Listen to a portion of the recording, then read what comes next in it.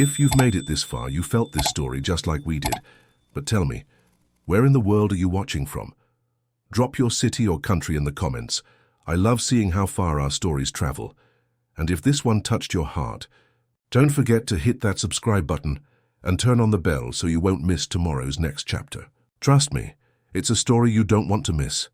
One twist can change everything. See you there. Noah Bennett adjusted the sleeves of his perfectly tailored navy suit, trying to ignore the tightness in his chest. The fitting room smelled like luxury, fresh leather, crisp linen, and the faint scent of cologne. In front of him, Madison Hartley stood beneath the glow of a chandelier, admiring herself in the full-length mirror.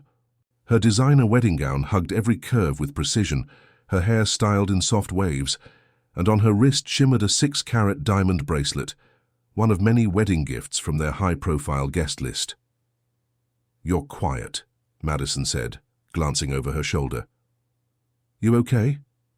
"Yeah," Noah muttered, loosening the top button of his shirt. "Just a lot on my mind." "You build entire skyscrapers under pressure," she teased, smoothing the silk fabric of her dress. "You can handle a wedding." He forced a smile, but it didn't quite reach his eyes. That was the thing. Buildings made sense, measurements, materials, blueprints. Every part had a purpose. But this didn't feel like something he designed. It felt like something he was being fitted into, like the tuxedo he hadn't chosen, like the life everyone else had planned for him. Madison walked over and rested a hand on his chest. "This wedding," she said softly, "is the merger of two powerful names, two legacies. Everyone's watching, Noah. It has to be perfect." There it was again, that word. Perfect. He heard it constantly now. The perfect venue on Fifth Avenue, the perfect string quartet, the perfect guest list, including senators, tech CEOs, and magazine editors, and of course the perfect bride. Madison Hartley, Harvard graduate, youngest partner at her law firm, and featured in Forbes Under 35. Everyone said she was the dream, but dreams didn't make Noah feel like he was drowning. "I need some air," he said suddenly, stepping away before Madison could respond. He walked outside, letting the cool spring breeze hit his face.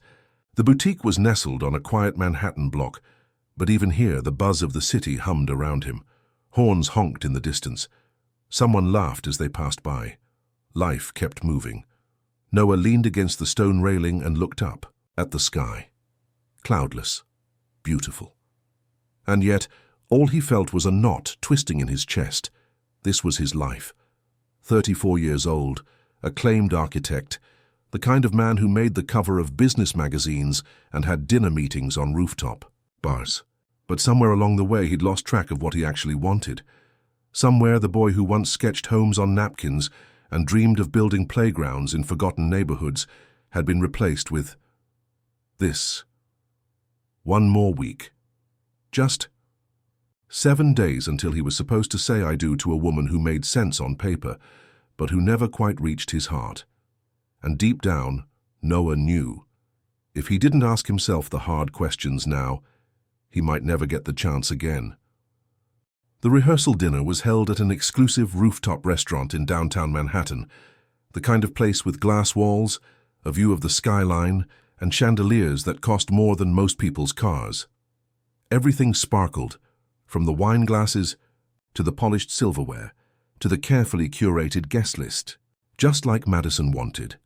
Noah sat at the head of the long banquet table, half listening to conversations that swirled around him, legal deals, political gossip, backhanded compliments about someone's dress. Madison's parents were deep in conversation with a real estate mogul, while his own father traded laughs with 2 city officials. Even now, Noah felt more like a showpiece than a person, a symbol of success, a trophy groom. Madison leaned over, smiling like nothing in the world was wrong. "You holding up okay?" He nodded. "Just a bit tired." "Well, hang in there," she said, touching his arm lightly. "We still have the wedding party intros coming up. Just smile and be charming. That's your job tonight." Noah sighed and rubbed his temple, wishing he could disappear for just 5 minutes. And then the room shifted. A familiar voice echoed through the speakers, clear and bright. "And now please welcome the maid of honor, Ava Monroe." Noah froze. The air around him seemed to vanish. His glass slipped slightly in his hand. The blood in his veins felt like it stopped moving. He turned toward the stage. And there she was, Ava. The girl he had loved more than anyone. The one who had vanished 10 years ago without a single word. The one who left him staring at a dorm room door that never opened again. The only person who had ever made his heart feel real. She stood under the lights, smiling politely, clapping along with the rest of the crowd. Her hair was shorter now. Her dress was simple, elegant. But her eyes, those eyes, hadn't changed at all. Noah felt like someone had hit pause on the world. For a few seconds there was only the sound of his heartbeat pounding in his ears. Ava Monroe. At his rehearsal dinner. As Madison's maid of honor. What kind of twisted cosmic joke was this? He stood, quickly excusing himself, ignoring the confused looks from across the table. He stepped out onto the restaurant's balcony. The cold air, cutting through the heat building inside him. He gripped the railing, trying to breathe. What was she doing here? Why now, after all these years? Then he heard footsteps behind him. Noah. He turned. She was standing there, the city lights framing her like something out of a dream he never wanted to wake up from. Her voice was softer now, but still familiar. Still hers. "I didn't expect to see you," he said, barely managing the words. Ava hesitated, her hands clasped together. "Madison and I were close in college. When she asked me to be maid of honor, I had no idea it would be you." Noah let out a bitter, breathless laugh.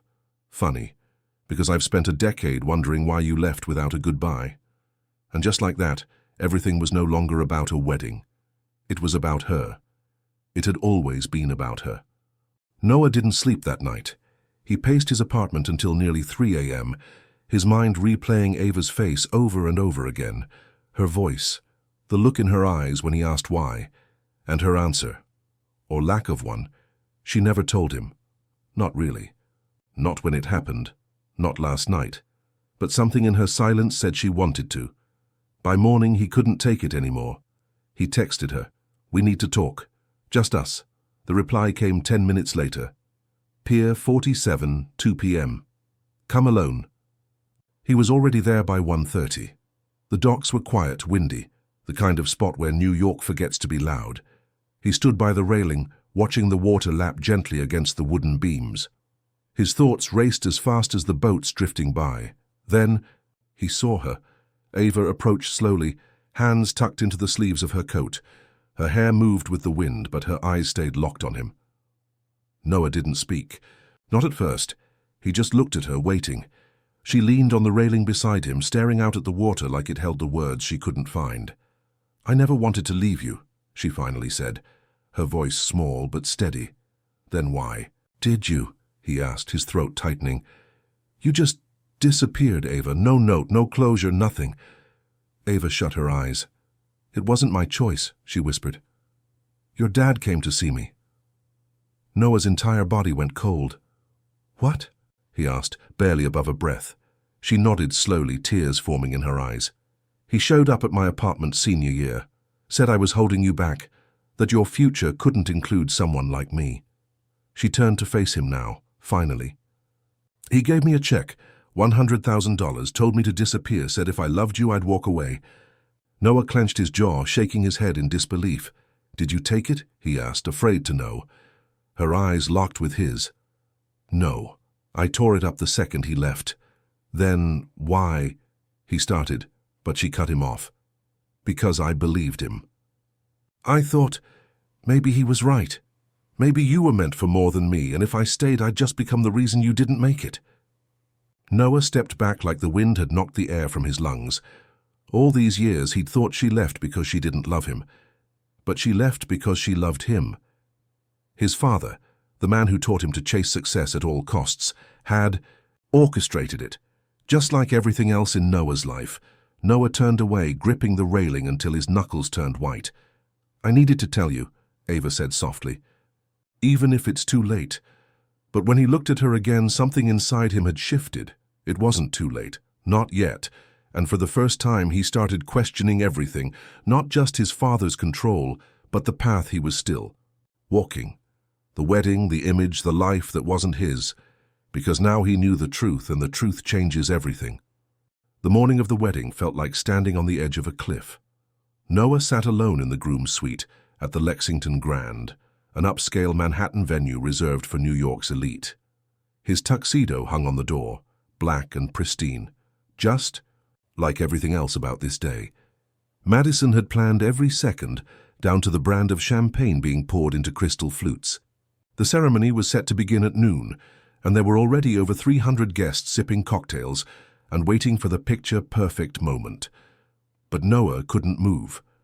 The conversation with Ava from the day before still echoed in his mind, like thunder. His father had destroyed the one real thing he'd ever had, all in the name of legacy. Noah had spent a decade building a life that wasn't his, preparing to marry a woman he respected, but didn't love. A soft knock at the door broke his thoughts.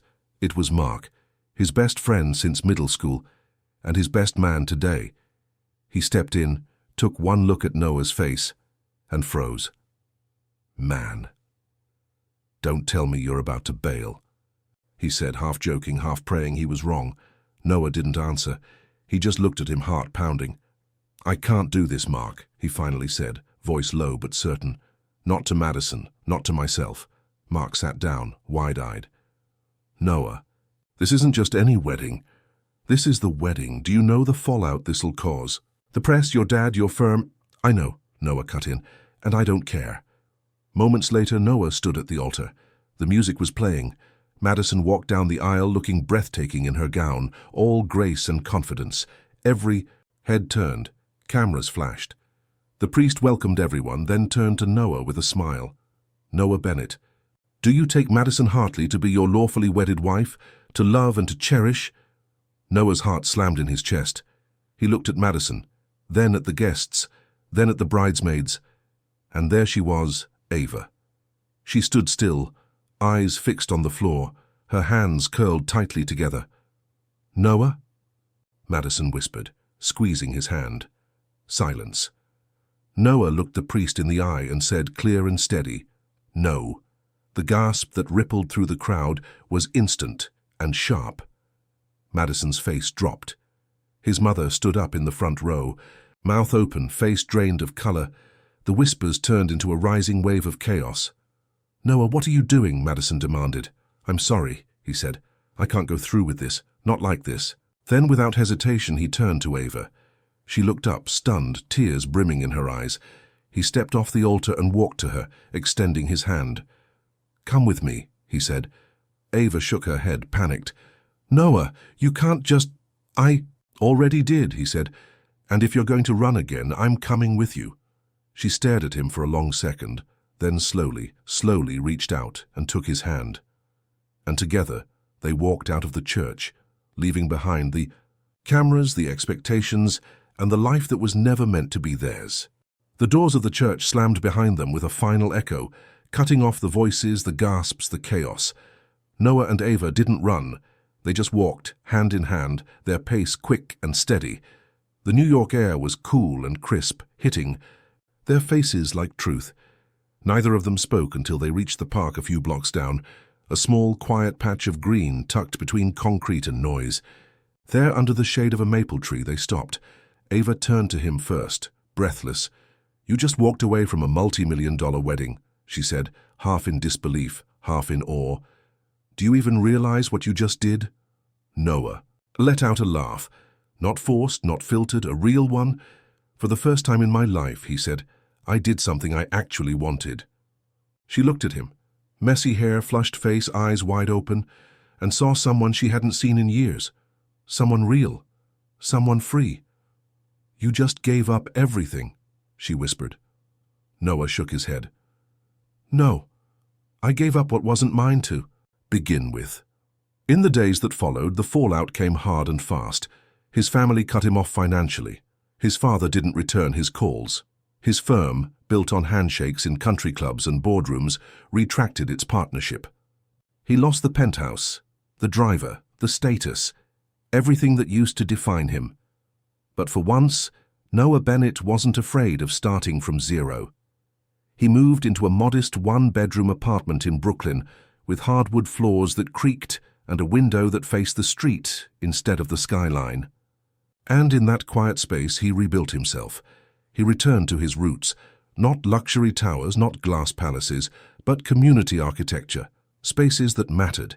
He helped redesign after-school centers, transform empty lots into parks, and worked with artists who cared more about people than profit.